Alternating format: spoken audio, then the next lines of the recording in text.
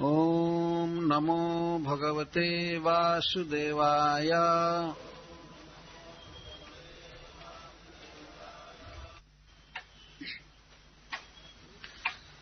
एक श्लोक की व्याख्या यहाँ की जाएगी जो श्रील प्रभुपाद को बहुत प्रिय था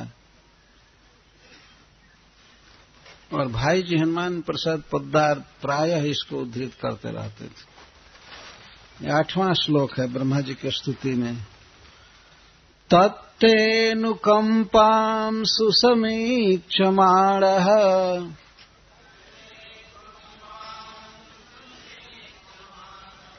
भुञ्जान एवात्मकृतं विपाकम्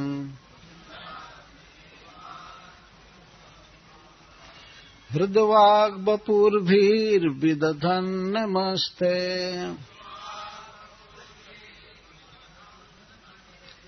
जीवेत यो मुक्तिपदे सदाय भाक्। तत्तेऽनुकम्पां सुसमीक्षमाणः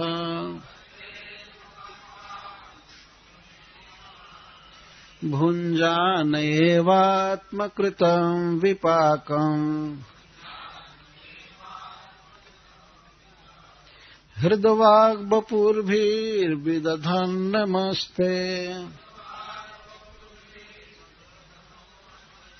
जीवेत यो मुक्तिपदे सदाय भाक्।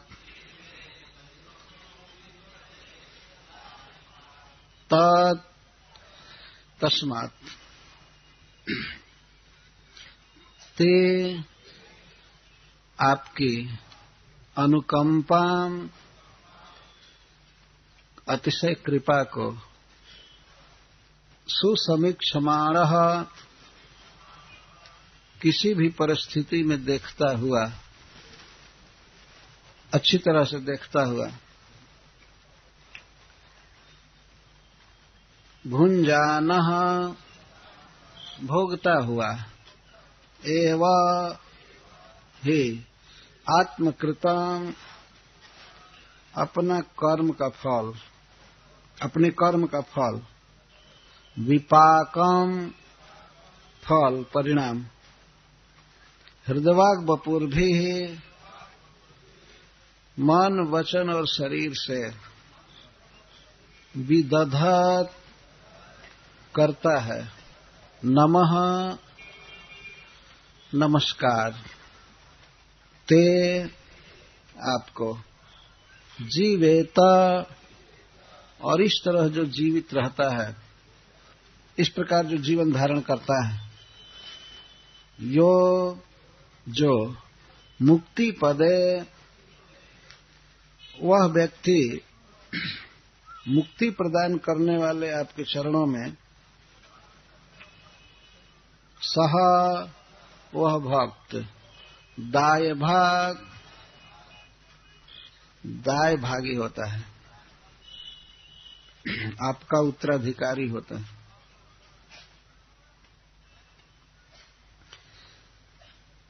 कल रात्रि में प्रवचन करते समय मैं उस तीसरे श्लोक के साथ इसको बोल रहा था, मुझे कोई ध्यान नहीं था।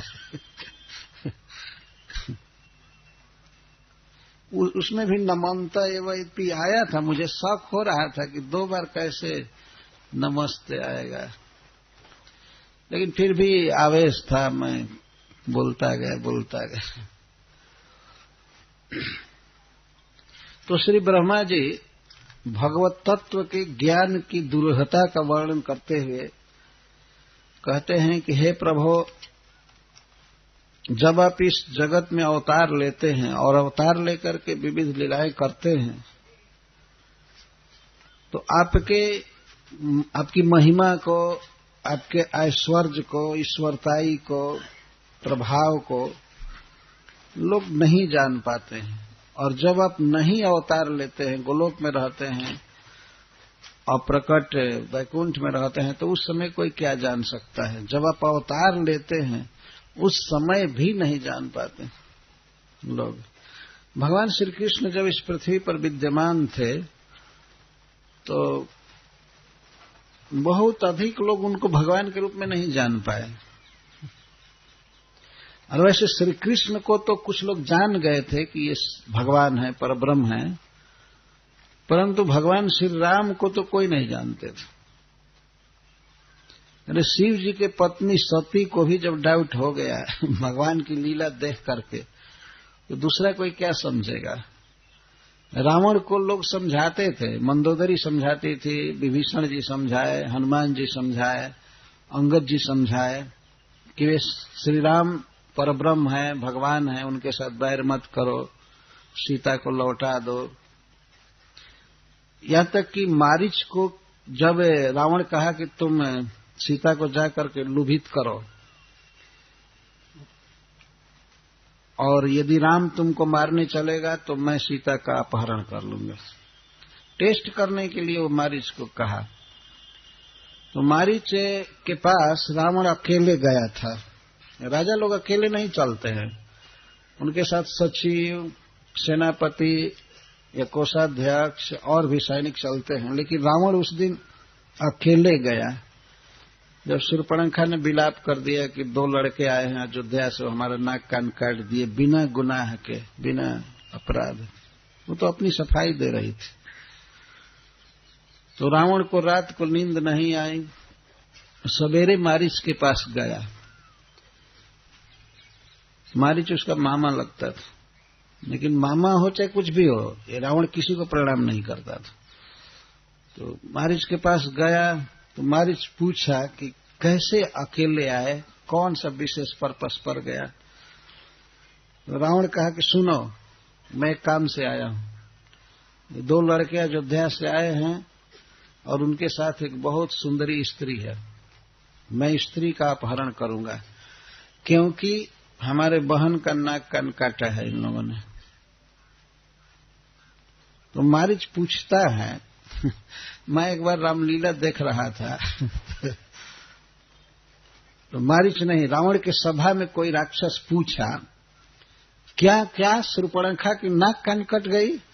अरे हाँ, काट दिया, कोई अयोध्या से लड़का आया है। तो जोकर पूछ रहा था रावण के सभा में, क्या कारण था शूर्पणखा को पंचवटी में जाने का? रावण से प्रश्न करता है और वहीं पर वो रो रही थी, बिलख रही थी। क्या कारण था इसको पंचवटी में जाने का? कुछ तो भी कारण होगा ये नकटी कान कटाने का, कुछ तो कारण जरूर होगा इसके नाक कान काटने। क्यों गई वहां? तो रावण डांट दिया, चुप, तुम मेरे सिस्टर पर ऐसा प्रश्न कर सकते हो? तुम्हें शर्म नहीं आती है? मतलब मेरे बहन की कोई गलती है ही नहीं, सरासर गलती उन लड़कों की है। इस तरह से कहा तो वो जोकर दब गया, मैं गलत पूछ दिया। ठीक यही प्रश्न मारीच किया रावण से। जब रावण ने कहा कि नाक कान कट गई हमारे बहन की, वो लड़के बहुत बदमाश हैं, उनके पास जो बहुत सुंदरी स्त्री है उसका मैं हरण करूंगा और तुम मेरी सहायता करो। क्या सहायता? जब इसने कहा कि उसकी पत्नी का हरण करूंगा, तब मारीच कहा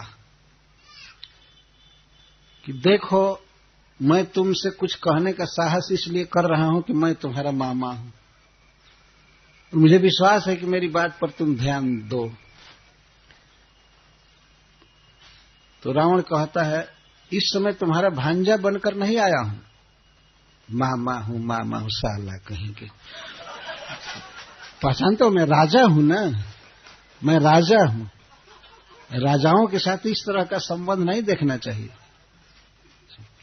तुम्हें बोलने में शर्म नहीं आई कि मैं कुछ कहना चाहता हूं? तुम्हें तो कान खोलकर मेरी आज्ञा सुननी चाहिए। मैं कुछ कहने आया हूं ना। तो मारीच डर गया, कहा अच्छा ठीक है कहिए। मैं कह रहा हूं कि तुम कोई कपटी भेष बना करके जाओ राम के पास, उस स्त्री को लुभाओ और हरिण बनो, सोने का हरिण बनो, गोल्डन चाम दिखाओ और तुमको मारने के लिए वो लड़का जब निकलेगा तो मैं उसी समय सीता का हरण कर लूंगा। ये मेरा आदेश है। तो मामा कहा कि देखो रावण, ये मैं जानता हूं कि मैं जवाब दूंगा तो तुम मुझे मार दोगे, कि मारो चाहे कुछ भी करो, तुम्हारा हित करना मेरा कर्तव्य है, क्योंकि तुम्हारे माई का भाई हूं मैं हित करना चाहता हूं। जिस राम की तुम चर्चा कर रहे हो वो मनुष्य नहीं है, मनुष्य नहीं है, ये ध्यान रखो। वो भगवान है, लीला कर रहे हैं पृथ्वी का भार दूर करने के लिए।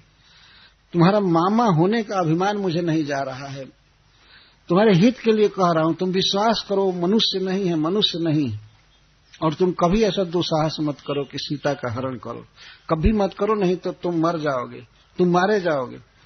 इतना सुनते ही रावण तलवार खींच लिया। कहा कि मैं मना किया कि मुझे इंस्ट्रक्शन मत दो, फिर भी तो उपदेश पर उपदेश चालू रखते हो। तुमको दिमाग है कि नहीं, तुम किससे बात कर रहे हो? मैं कहा ना कि मुझे उपदेश मत करो, और बोलो मेरी आज्ञा का पालन करते हो कि नहीं। तो मारीच सोचा कि आखिर वहां जाऊंगा तो राम मारेंगे, और यहां नहीं जाता हूं, यहां रहता हूं तो ये रावण मारेगा। तो मारीच ने सोचा कि बेटर है राम के हाथ से मर जाना, इस दुष्ट के हाथ से मरना ठीक नहीं। एक संस्कृत के नीति श्लोक में कहा गया है कि बड़े व्यक्ति का लात खाना भी ठीक है। जैसे घोड़ा अगर लात भी मारे तो सहा जा सकता है, लेकिन गधे पर चढ़ना नहीं चाहिए। ऐसा एक संस्कृत का श्लोक है। तो राम के हाथ से मरना ठीक है, रावण के हाथ से नहीं। पर अंत में वाल्मीकि रामायण में वर्णन है कि मारीच गाली देता हुआ जा रहा था रावण को कि ठीक है मैं जा रहा हूं, लेकिन तुमको मरना है, मरना है, तुम मरोगे। बार बार कह रहा हूं तुम मरोगे। मान नहीं रहा है, आज हमको गाली दे रहा है, ये कर रहा है, तो तुमको मरना है। तो रावण का ठीक है जाओ जाओ, तो चला गया। तो मेरे कहने का आशय है कि मारीच समझा रहा था, मंदोदरी समझा रहे थे, सब लोग समझा रहे थे रावण को कि ये भगवान है, भगवान है, लेकिन वो नहीं माना, वो कभी भी नहीं माना। मैं किस बात पर कहने लगा भूल गया। हाँ, तो इस संसार में जब भगवान उपस्थित रहते हैं तो लोग, बहुत कम लोग जानते हैं, यहां तक कि बहुत पढ़े लिखे लोग भी नहीं जानते। रावण बहुत बड़ा विद्वान व्यक्ति था, पर दुराचारी था, पर अपने ज्ञान से भगवान को नहीं पहचान पाए। उसने सोचा कि अगर मृग बना करके मारीच को भेजूंगा तो यदि वह मनुष्य का लड़का होगा तो मारीच के कपट वेश को नहीं समझ पाएगा, वो मारने चलेगा, तो उसकी पत्नी को हर लूंगा। और यदि जान जाएगा कि ये मारीच है, तब मैं मान लूंगा कि वो भगवान है, तब सीता का हरण नहीं करूंगा, डायरेक्ट जाकर युद्ध करूंगा और उसके हाथ से मर जाऊंगा। रावण सोचा था, लेकिन टेस्ट में तो भगवान चल दिए हरण के पीछे, इसलिए रावण मान लिया कि ये मनुष्य है। तो लाखों लोग समझाए, बहुत लोग समझाए रावण को कि ऐसा बैर मत करो, भगवान है, वो भगवान है, भगवान है, भगवान है, लेकिन रावण नहीं माना। तो ब्रह्मा जी कहते हैं कि जब आप अवतार लेकर के आते हैं इस पृथ्वी पर और बहुत सी अमानवीय लीला करते हैं, जैसे समुद्र पर पुल बांध देना, सेतु बना देना, ये सामान्य बात नहीं है। बिना पिलर के और इतना लंबा और इतना चौड़ा सेतु का निर्माण भगवान ने कर दिया। बराह अवतार में संपूर्ण पृथ्वी को अपने दांतों के अग्रभाग पर उठाकर भगवान लाए, दांतों के अग्रभाग पर ला रहे हैं, कोई सिर पर लाद करके नहीं लाए।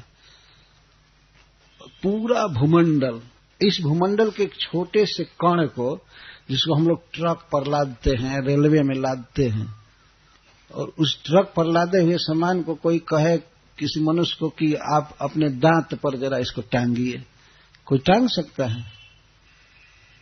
कभी नहीं कर सकता। भगवान अद्भुत कार्य करते हैं। क्षितिरिह विपुल तरे तिष्ठति तव पृष्ठे, ये तो कच्छप अवतार के लिए, धरणि धरण किर्ण चक्र गरिष्ठ। वसति दशन शिखरे धरणी तव लग्ना शशिनि कलंक कलेव निमग्ना केशव धृत सुकर रूप जय जगदीश हरे। और जब कच्छपा अवतार लिए थे भगवान, तो उनके ऊपर मंदराचल पर्वत बहुत जोर से घुमाया जा रहा था, रगड़ा जा रहा था, और पर्वत के नीचे बड़ी बड़ी चट्टानें निकली थी सोने की, और सोने का पर्वत घरर घरर भगवान की पीठ पर वो रगड़ा जा रहा था, बड़ी बड़ी चट्टानें, और बहुत वेग से देवता और दानव रगड़ रहे थे। पर वह पर्वत का भार और उसकी रगड़ भगवान को कैसा अनुभव हुआ? लगा उनके पीठ को कोई खुजला रहा है और उनको नींद आ गई आराम से। जैसे भगवान कच्छप को नींद आ गई। आज के युग में जो व्यक्ति भगवान अपने को कहता है या उसके चेला उसको भगवान कहते हैं, तो उसके ऊपर केवल 1 क्विंटल का पत्थर रगड़ कर देखना चाहिए कि ये भगवान है कि क्या।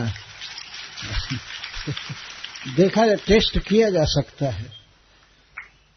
इस प्रकार के शैतान जो अपने को भगवान कहते हैं, उसको ऐसे पीठ के बल सुला करके, पेट की तरफ सुला करके पीठ पर पत्थर रगड़ रगड़ कर देखना चाहिए, तब उसकी भगवत्ता का पता चलेगा। भगवान तो ऐसे पर्वत रगड़ा जा रहा है। तो भगवान इस तरह लीला करते हैं, प्रकट होते हैं मत्स्यावतार में या वराह अवतार में, भगवान नृसिंह देव के अवतार में। फिर भी इस जगत में माया का पर्दा इतना घना है कि लोग नहीं समझ पाते। और जब नृसिंह देव वराह देव को नहीं समझ पाए तो कृष्ण को क्या समझेंगे? कृष्ण तो ऐसे ही मनुष्य नाट्य कर रहे हैं, मनुष्य लीला कर रहे हैं। जैसे श्री कृष्ण कभी कभी मां यशोदा से कहते थे सोए हुए गोद में,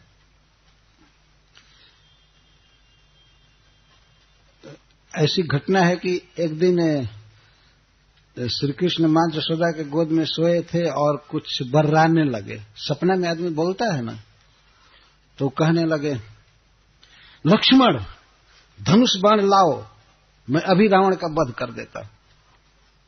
कृष्ण बोल रहे थे, सपना देख रहे थे, और राम तो है ही है।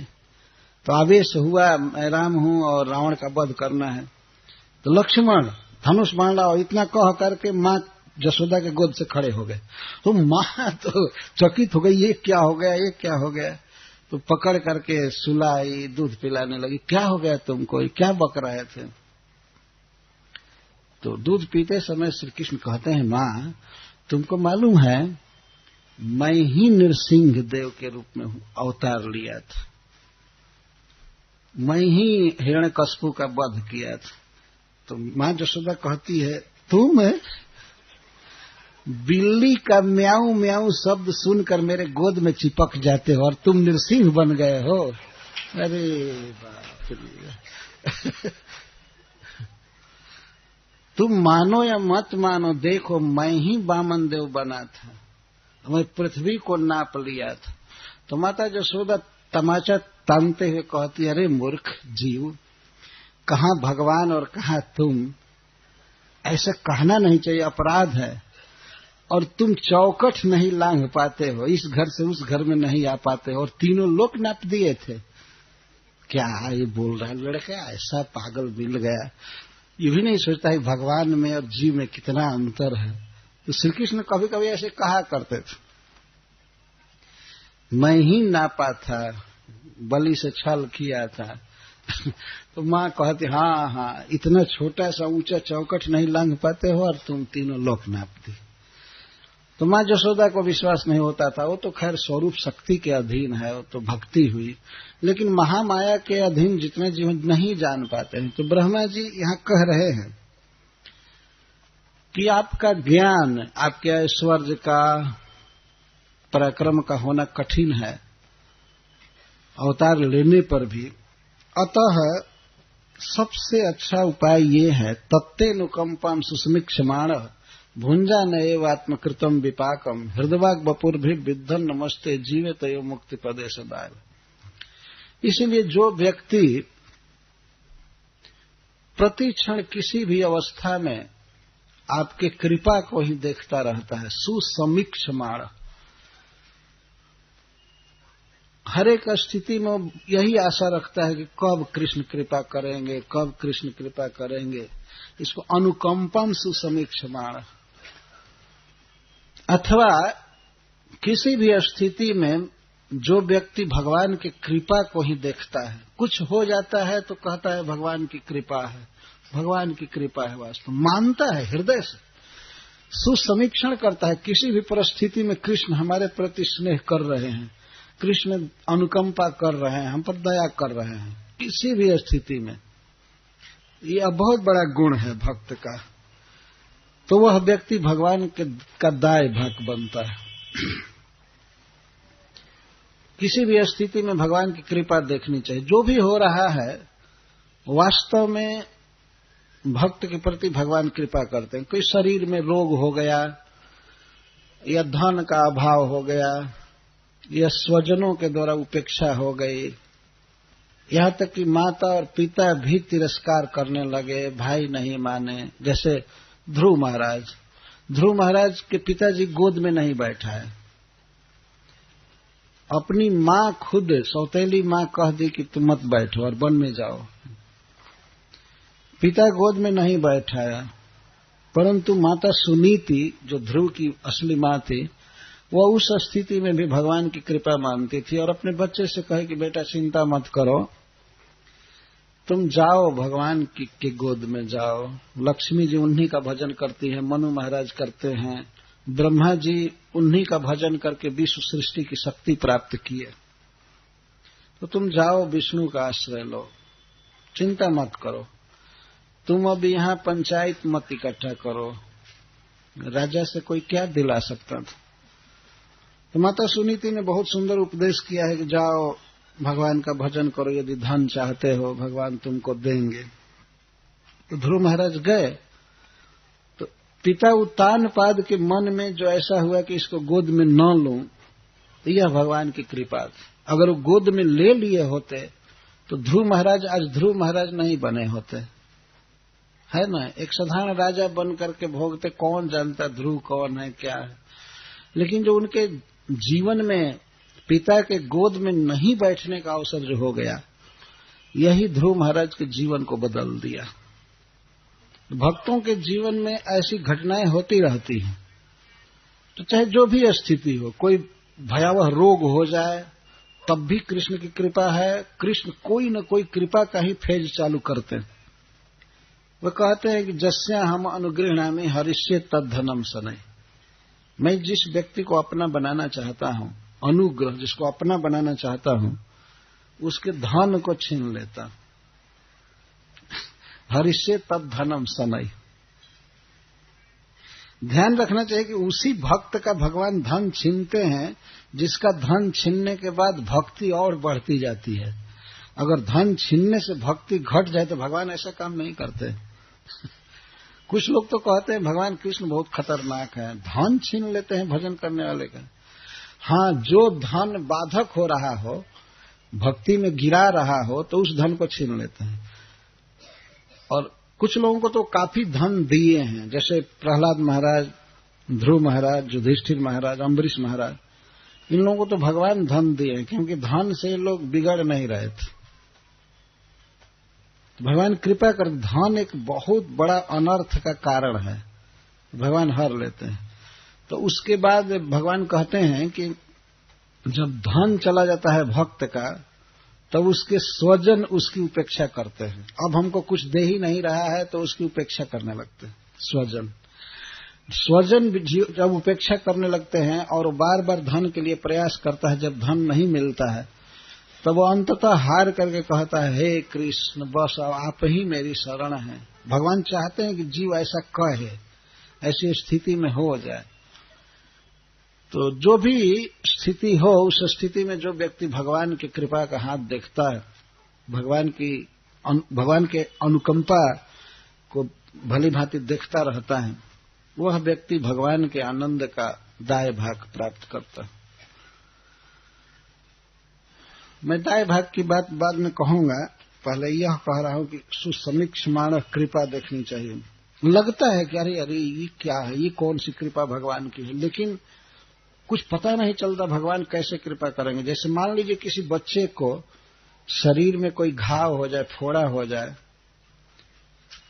तो उस बच्चे को स्वस्थ करने के लिए माँ उस फोड़े का ऑपरेशन करवाती है डॉक्टर से। जब घाव काटा जाता है ठीक करने के लिए तो बच्चा रोता है बहुत जोर जोर से। मैंने अपनी आंखों से देखा है किस तरह बच्चे माँ के तरफ आंख करके रोते हैं उस समय, और उनके मन में होता है कि हाय रे मेरी माँ मुझे इतना सता रही है। बच्चा बहुत करुण दृष्टि से माँ की तरफ देखता है, लेकिन माँ का स्नेहमय हृदय उस समय ऑपरेशन करके ही मानता है। बच्चा चाहे रोवे बिलखे कुछ भी करे, उसको अनुभव नहीं हो रहा है कि माँ मेरे प्रति बहुत अनुकंपा से युक्त है, तो रोता है। लेकिन जब फोड़ा ठीक हो जाता है बाद में वो हंसने लगता है। भगवान भी इसी तरह से करते हैं। श्री कृष्ण वो कब क्या कर रहे हैं उसमें भक्त का वो हित करना चाहते हैं, तो भगवान के इस कृपा विधान को जो देखता रहता है अनुकूल भाव से समझता है, वो भगवान के आनंद का ज्ञान का दाय भाग होता है, उत्तराधिकारी बनता है। तो यह एक गुण हुआ, तत्तेनुकंपम सुस्मिक्षमाणो। इस विषय में एक बात लोग कहा करते हैं कि एक मंत्री था एक राजा का, तो मंत्री की आदत थी, ऐसा अनुभव होता किसी भी परिस्थिति में वो कहता था बहुत अच्छा हुआ। कोई काम हो जाता था, कोई सुनाता था ये हुआ तो कहता बहुत अच्छा, भगवान की कृपा, बहुत अच्छा हुआ, भगवान की कृपा। एक बार कुछ घटना घटी, राजा की अंगुली कट गई किसी कारण से, तीर चलाने में चाहे तलवार चलाने में जैसे भी। तो मंत्री के पास आया, राजा कहा कि अरे आज हमारी अंगुली कट गई, ये हो गई। तो मंत्री कहा बहुत अच्छा हुआ, भगवान की कृपा, बहुत अच्छा हुआ। तो राजा तो इतना दुखी हुआ कि वो तत्काल इसको जेल में बंद करा दिया मंत्री को। हमारी उंगली कटी है और कहता है कि बहुत अच्छा हो गया, भगवान की कृपा हो गई, और उसको जेल में बंद करा दिया। कुछ दिन के बाद वन में गया राजा अपने सेवक के साथ, मंत्री नहीं गया। तो अब वन में जाने पर कुछ नरबलि देने वाले जंगली मनुष्य थे, वे राजा को पकड़ लिए जंगल में राजा को पकड़ लिए। तो ये लोग भद्रकाली को नरबलि देने के लिए राजा को ले जा रहे थे पकड़ करके। तो जब ले गए तो देखने लगे कोई अंग नहीं कटा होना चाहिए, अगर कोई अंग कटा है तो भद्रकाली के लिए उपयुक्त पशु नहीं है, एक तरह का शरीर ठीक होना चाहिए। देखे कि इसकी अंगुली कटी है, तो डाकुओं ने कहा भेजो इसको, भगाओ, ये तो नहीं दिया जा सकता है इसको छोड़ दो, भगाओ भगाओ। और दो चार तमाचा मारे राजा को और कहे भागो भागो, तुम भद्रकाली के लिए योग्य नहीं हो। कोई ऐसा व्यक्ति चाहिए जिसका कोई अंग न कटा हो। तब राजा दौड़ करके आया घर और मंत्री को खुलवाया जेल से। अच्छा, मंत्री को जब जेल दे रहा था राजा, तो मंत्री ने कहा था बहुत अच्छा, भगवान की मुझ पर बहुत कृपा है कि आपने जेल दिया। तो राजा जब पहुंचा घर पर तो जाकर मंत्री को खोला जेल से और कहा कि ओ मैं बहुत अपराध किया था आपका, आपने कहा कि बहुत अच्छी कृपा हुई भगवान की, मैं नहीं मानता था। यदि अंगुली नहीं कटी होती तो आज गर्दन कट गया होता, आज ये दशा हुआ होता। तो अंगुली काट कर भगवान ने हमारे मस्तक की रक्षा कर दिया। धन्य हो मंत्री साहब, बहुत अच्छा किया। लेकिन तुमसे एक बात पूछता हूं मंत्री, कि ये बताओ मेरी उंगली कटी तो तुमने कहा कि भगवान की बहुत अच्छी कृपा हुई, बड़ी कृपा है, कि तुमको जेल में बंद किया तो तुम कहे कि भगवान की कृपा हो गई, ये क्या कृपा है? तो कहे कि अगर मैं आपके साथ होता ना तो मेरी गर्दन कटी होती तो भगवान ने मुझे जेल में बंद करके बहुत अच्छा किया क्योंकि मेरी उंगली तो कटी नहीं थी, सब अंग भंग नहीं हुआ था, मैं मरता। तो इस आपकी उंगली काट करके और हमको जेल में भेजकर भगवान ने बहुत अच्छा किया।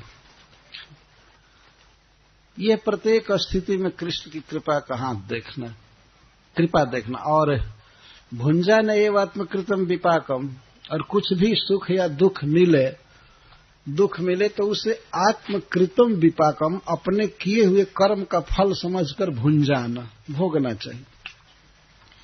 विश्वास रखना चाहिए वास्तव में काहू न को सुख दुख कर दाता, निजकृत कर्म भोग सब भ्राता। कोई किसी को दुख नहीं दे सकता है और न सुख दे सकता है इस संसार में। अपना किया हुआ कर्म ही कहीं से आता है, सुख के रूप में दुख के रूप में। और जब अपना